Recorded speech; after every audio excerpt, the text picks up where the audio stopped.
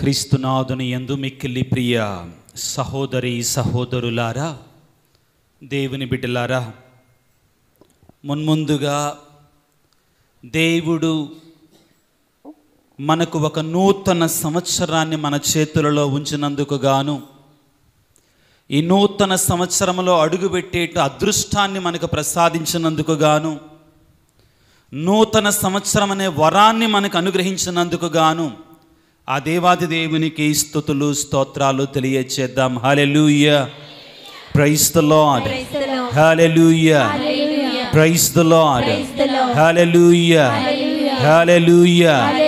యేసువా వందనం, యేసువా స్తోత్రం, తండ్రి వందనం, తండ్రి స్తోత్రం, ఆత్మదేవా వందనం, ఆత్మదేవా స్తోత్రం, త్రియేక దేవా వందనం, త్రియేక దేవా స్తోత్రం. Hallelujah, hallelujah, praise the Lord, praise the Lord, hallelujah, hallelujah, hallelujah. మంచి కాపరి వందనం, మంచి కాపరి స్తోత్రం, కరుణామయుడా వందనం, కరుణామయుడా స్తోత్రం, ప్రేమామయుడా వందనం, ప్రేమామయుడా స్తోత్రం, ఇమ్మానుయేలు దేవుడా వందనం, ఇమ్మానుయేలు దేవుడా స్తోత్రం, మాతో ఉండే దేవా వందనం, మాతో ఉండే దేవా స్తోత్రం, మమ్ము నడిపించువాడా వందనం, మమ్ము నడిపించువాడా స్తోత్రం, మమ్ము దీవించువాడా వందనం, మమ్ము దీవించువాడా స్తోత్రం. హల్లెలూయా, praise the Lord, hallelujah, hallelujah, hallelujah, హల్లెలూయా. క్రీస్తునాథుని యందు మిక్కిలి ప్రియ సహోదరి సహోదరులారా, మున్ముందుగా మీ విచారణ గురువులు కిషోర్ ఫాదర్ గారి తరపున, అదేవిధంగా మీ సహాయ గురువు వినయ్ ఫాదర్ గారి తరపున, నా తరపున కూడా మీకు అందరికీ నూతన సంవత్సర శుభాకాంక్షలు తెలియజేస్తూ ఉన్నాను. సంతోషంగా ఉన్న వాళ్ళందరూ గట్టిగా చప్పట్లు కొట్టండి, బాధగా ఉన్న వాళ్ళు ఎవరు కొట్టమాకండి. మేము సంతోషంగా ఉన్నామని కూడా గట్టిగా చప్పట్లు కొట్టండి. దేనికి చప్పట్లు కొట్టారు? ఎందుకని? దేనికి సంతోషంగా ఉన్నారు? దేవుడు మనకి ఒక క్రొత్త సంవత్సరాన్ని ప్రసాదించాడు, ఒక నూతన సంవత్సరాన్ని ప్రసాదించాడు. కాబట్టి ప్రియులారా, దేవుడు మనకిచ్చినటువంటి వరాలన్నిటిలో కూడా అతి శ్రేష్టమైనటువంటిది ఈ జీవితం, అతి శ్రేష్టమైనటువంటిది ఈ బ్రతుకు. ఒకవేళ ఈ జీవితమే లేకపోతే, ఈ బ్రతుకే లేకపోతే, చివరికి మనం మన రక్షణ గురించి కూడా ఆలోచించే అవకాశం లేదు. నీవు అసలు ఈ భూమి మీదకి రాకపోతే రక్షణ గురించి ఆలోచించే అవకాశం ఉందా? లేదండి. కాబట్టి ప్రియులారా, దేవుడు మానవునికి ఇచ్చినటువంటి అతి శ్రేష్టమైనటువంటి వరం ఈ బ్రతుకు, ఈ జీవితం. మానవుని యొక్క జీవితాన్ని దేవుడు ఏ విధంగా ఇచ్చాడు అంటే, స్వయాన తన రూపములో, తన ఆకారములో ఇచ్చాడు. ఈ జీవితానికి ప్రియులారా, దేవుడు ప్రతి సంవత్సరము కూడా మరొక ఆకుని, మరొక రెమ్మని, అంటే ఒక సంవత్సరం అనే రెమ్మని ప్రసాదిస్తూ ఉంటాడు. ఈ జీవితంలో నుంచి ప్రియులకు దేవుని బిడ్డలారా కొన్ని ఆకులు రాలిపోతూ ఉంటాయి, అవునా కాదా? ఒక ఆకు రాలిపోయింది ఒక 20 నిమిషాల క్రితం. ఒక సంవత్సరం అనే ఆకు రాలిపోయింది. నూతన సంవత్సరంలో మనందరం కూడా అడుగు పెడుతున్నాం, అడుగు పెట్టాం. అయితే మీకు అందరికీ ఒక ప్రశ్న, ఈ నూతన సంవత్సరంలో మీకేం జరగబోతుంది మీకు తెలుసా? తెలీదా? తెలియదు. ఎవరికన్నా తెలుసండి నాకు ఇది జరగబోతుంది అని చెప్పగలరా? ఎవరన్నా కానీ ఇక్కడ ఉన్నవాళ్ళు చెప్పగలరా? చెప్పలేం. క్రీస్తునాథుని యందు మిక్కిలి ప్రియ సహోదరి సహోదరులారా, ఈ సృష్టిలో ఏ మానవునికి కూడా జరగబోయేది ఏమిటో కూడా తెలియదు.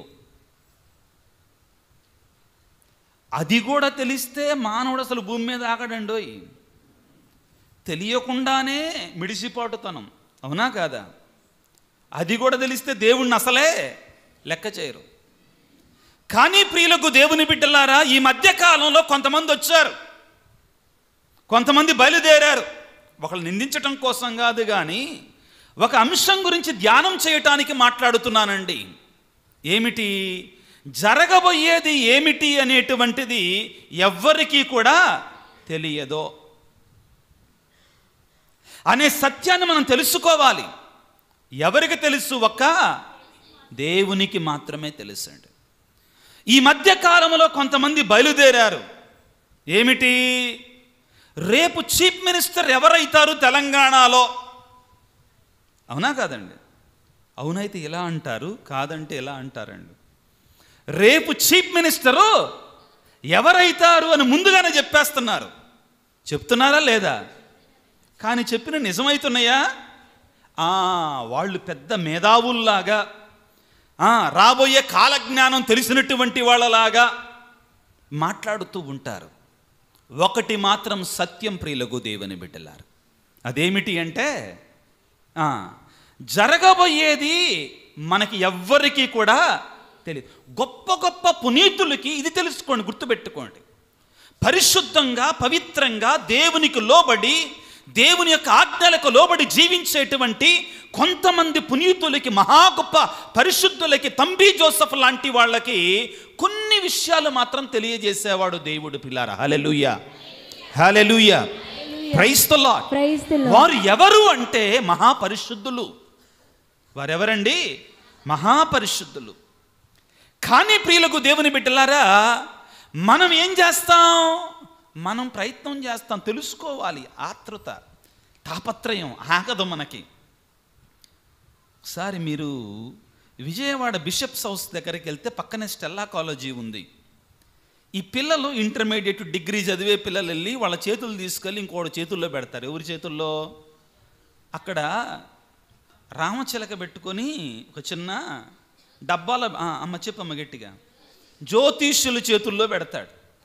ఇంతకు ఆ జ్యోతిష్కుడికి వాడి భవిష్యత్తు ఏంటో కూడా తెలియదు ముందుగా. వీళ్ళెళ్ళి వాళ్ళ చేతుల్లో పెడతారండి. ఏంది? నాకు ఎట్లాంటి,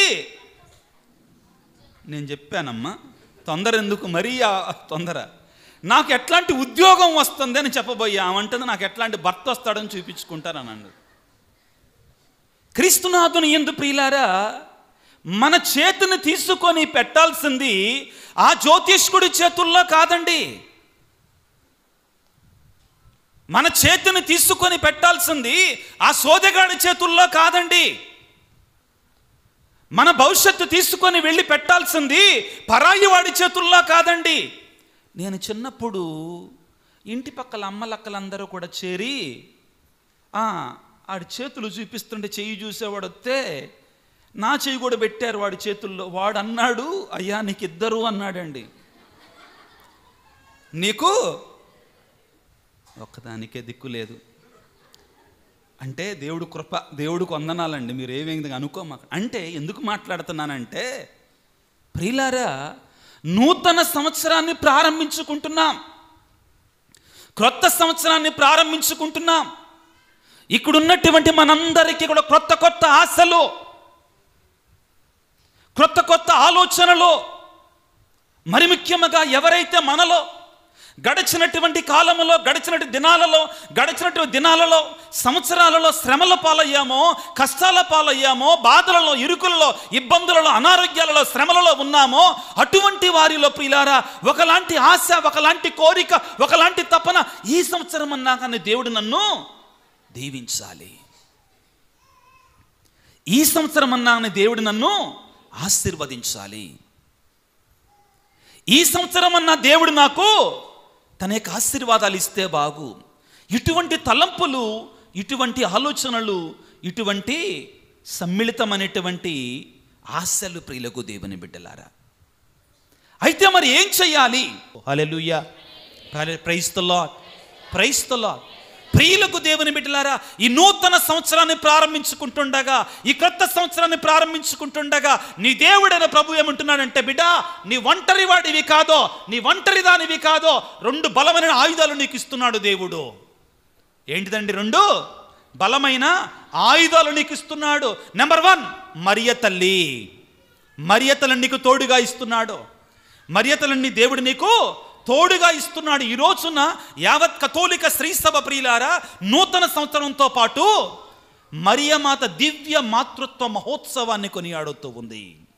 క్రొత్త సంవత్సరం రోజున నూతన సంవత్సరాన్ని ప్రారంభించుకుంటుండగా ఆ తల్లి మనందరికీ కూడా అండగా ఉంటుంది. ప్రియులకు దేవుని బిడ్డలారా, మరియ తల్లి ఎవరికి తల్లి అండి? మరియ తల్లి ఎవరికి తల్లి? అందరికి తల్లికి ముందు ఎవరికి తల్లి? ఈరోజు దివ్య మాతృత్వము అంటే అర్థం ఏంటి? దేవునికి తల్లి, దేవునికి తల్లి. ప్రియులరా, చాలామంది అంటారు మరియ తల్లి, మరియమాత యేసు ప్రభు దైవత్వానికి తల్లి కాదు, మానవత్వానికి మాత్రమే తల్లి అంటుంటారండి. బైబిల్ ఆధారంగా 2 నిమిషాల పాటు మరియ తల్లి దేవుని తల్లేనా తెలుసుకోవటానికి ప్రయత్నం చేద్దాం. నిజంగా దేవుని తల్లే? మనిషి అయినటువంటి ఆవిడ దేవుడికి తల్లి ఎట్ట అవుతుందండి? ఆవిడెవరు? నీలాగా నాలాగా ఒక మనిషి. ఆవిడ దేవునికి తల్లి ఎలా అవుతుంది అని మన ప్రియమైన సహోదరులు ప్రశ్నిస్తూ ఉంటారు. ఎవరు వాళ్ళు? ఒక్కసారి వాక్యాన్ని చదివి వినిపించండి నాకు. లూకాసు సువార్త 1వ అధ్యాయము. లూకాసు సువార్త 1వ అధ్యాయములో ప్రియులారా, మరియ తల్లి గాబ్రియేలు సన్మన్స్కుని యొక్క వర్తమానాన్ని పొందుకున్న తరువాత తన చుట్టమగు ఎలిజబెత్తమ్మ దగ్గరికి వెళుతుంది. ఎవరి దగ్గరికి వెళ్తుందండి? ఎలిజబెత్తమ్మ దగ్గరికి వెళుతుంది. ఇప్పుడు ఎలిజబెత్తమ్మ గర్భములో ఎవరున్నారు? ఏ యోహాను గారు ఉన్నారు? బాప్తిస్మ యోహాను గారు ఉన్నారు.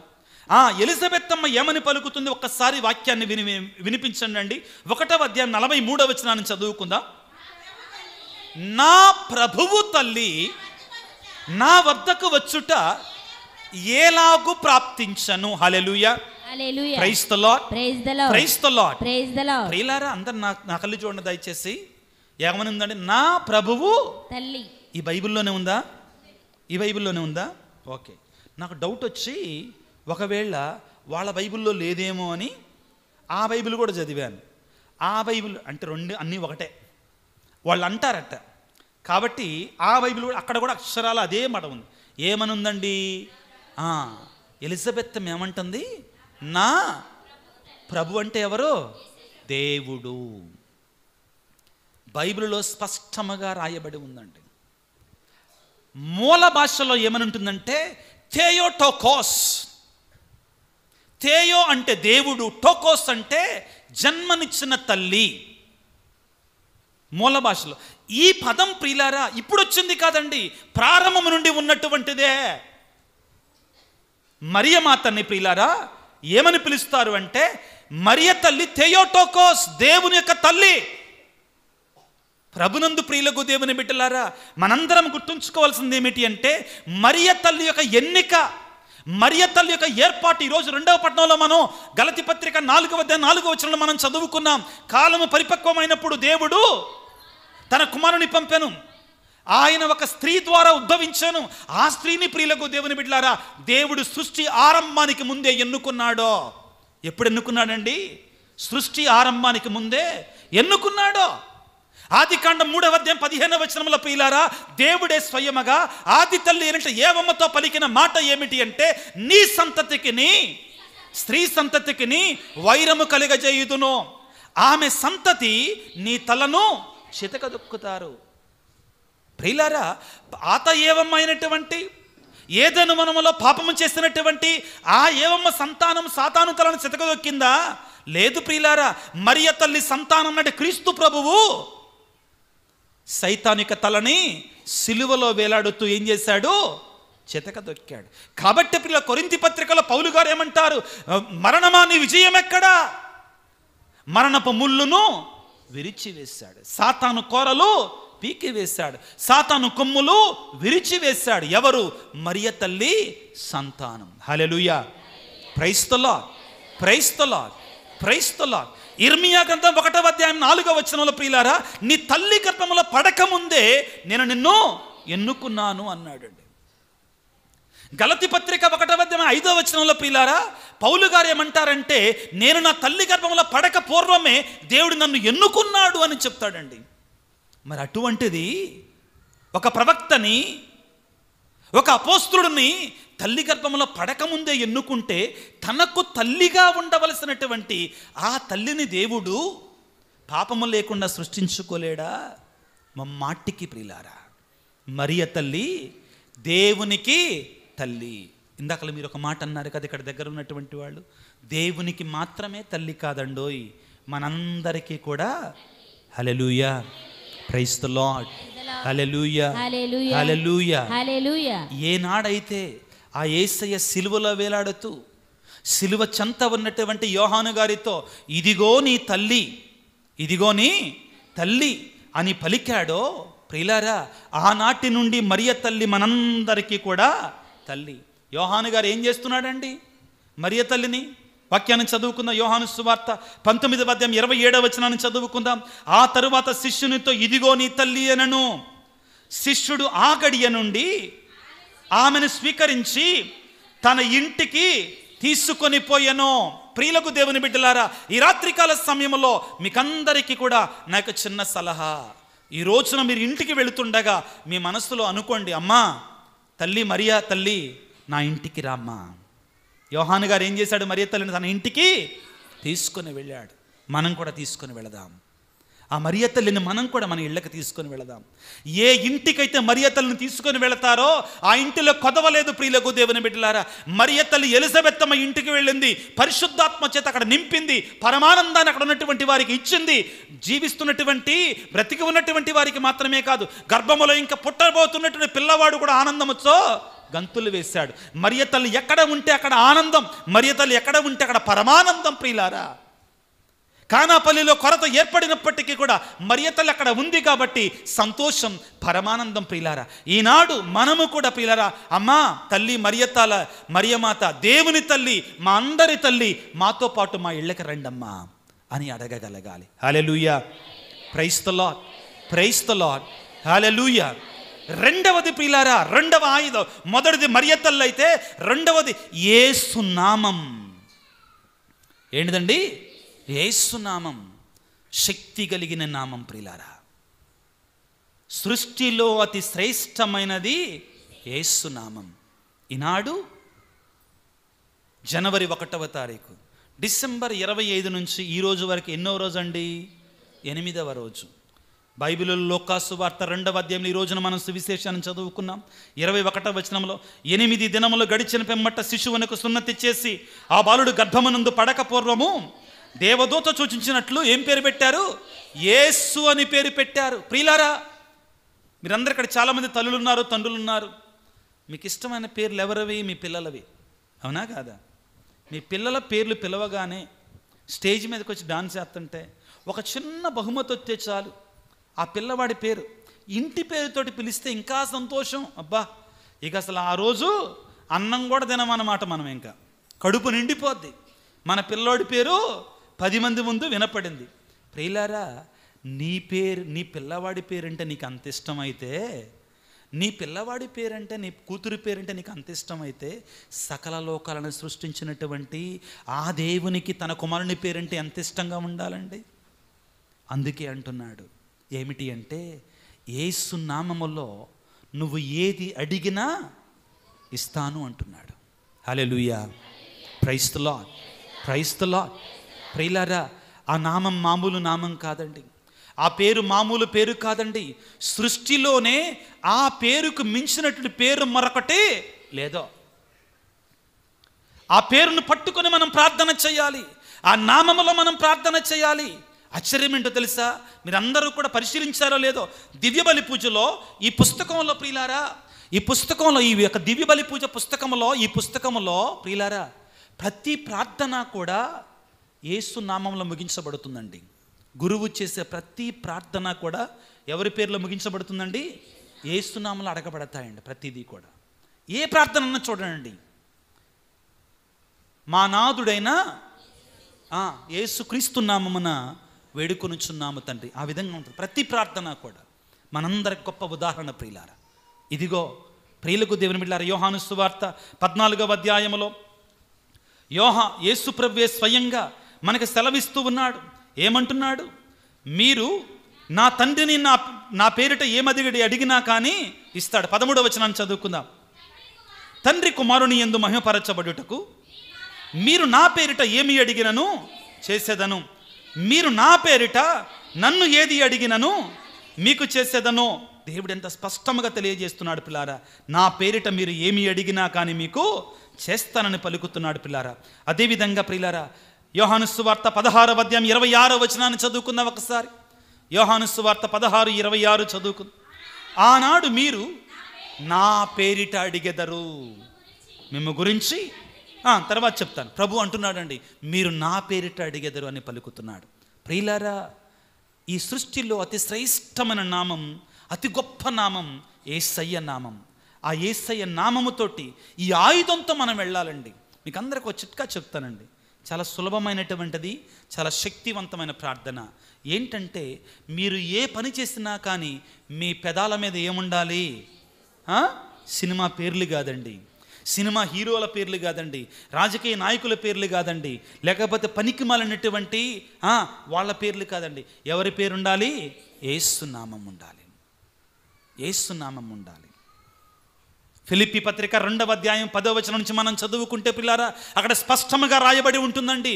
ఏమిటి? పరలోక భూలోక పాతాళ లోకములందలి సమస్త జీవులను యేసునామం అంత మోకాళ్ళు వంచి వినతులు కావాలి. ఎందుకంటే ఆ నామము కంటే గొప్ప నామం మరొకటి లేదు అంటాడు పిల్లారా. ఇదిగో అపోస్తుల కార్యాలు 3వ అధ్యాయము మనం చదువుకుంటాం ప్రియులారా. ఎప్పుడైతే ఆ అందమనేదనే ద్వారము దగ్గర, అదొకటి చదువుకుందాం ప్రియులకు దేవుని బిడ్డలారా. శక్తి, ఈ యొక్క యేసునామములో ఉన్నటువంటి శక్తిని మనం తెలుసుకోవడానికి చదువుకోవడానికి ప్రయత్నం చేద్దాం ప్రియులారా. అపోస్తుల కార్యాలు 3వ అధ్యాయము 6వ వచనాన్ని చదువుకుందాం. అప్పుడు పేతురు, నా దగ్గర వెండి బంగారం ఏదీ లేదు, నాకున్నదానని నీకు ఇచ్చేదను.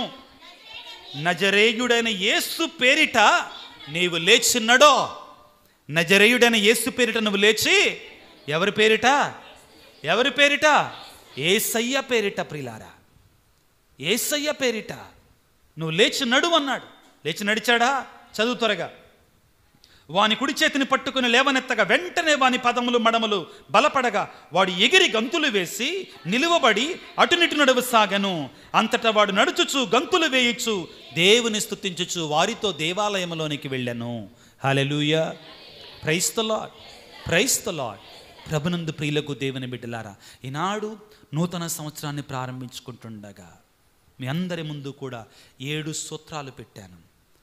ఈ నూతన సంవత్సరం అంతా దీవెనకరంగా, ఆశీర్వాదకరంగా, దేవుని కృప వెంబడి కృపతో నింపబడాలి అంటే అదిగో దేవుడు మనతో ఉండాలి, ప్రార్థన చెయ్యాలి, ఆయన చిత్తానికి లోబడి ఉండాలి, ఆయన సన్నిధికి వెళ్ళాలి. మనం భయపడకూడదు ప్రియులకు దేవుని బిడ్డలారా. మన దేవుడు సర్వశక్తిమంతుడు అనేటువంటి సత్యాన్ని, ఆయన సమస్తము సాధ్యమే అనే విశ్వాసంతో మనం ముందుకు వెళ్ళాలి ప్రియులకు దేవుని బిడ్డలారా. 2 ఆయుధాలు, ప్రత్యేకమైన ఆయుధాలు. ఏమిటి? మొదటిది ఎవరు? మరియ తల్లి. రెండవది ఎవరు? యేసునామం. ఇవి ఉన్నటువంటి వానికి తిరుగులేదు ప్రియులారా. కానీ 10 రోజుల పాటు వాటిని దగ్గర ఉంచుకొని వాటిని విడిచిపెడితే ఎవడో కూడా కాపాడలేడండి. మనం ఎవడో కూడా కాపాడలేదు. ఈరోజు ప్రభువుని వేడుకుందాం. ఓ ప్రభువా, నీ తల్లిని మాకు ఇచ్చినందుకు మీకు స్తోత్రాలు.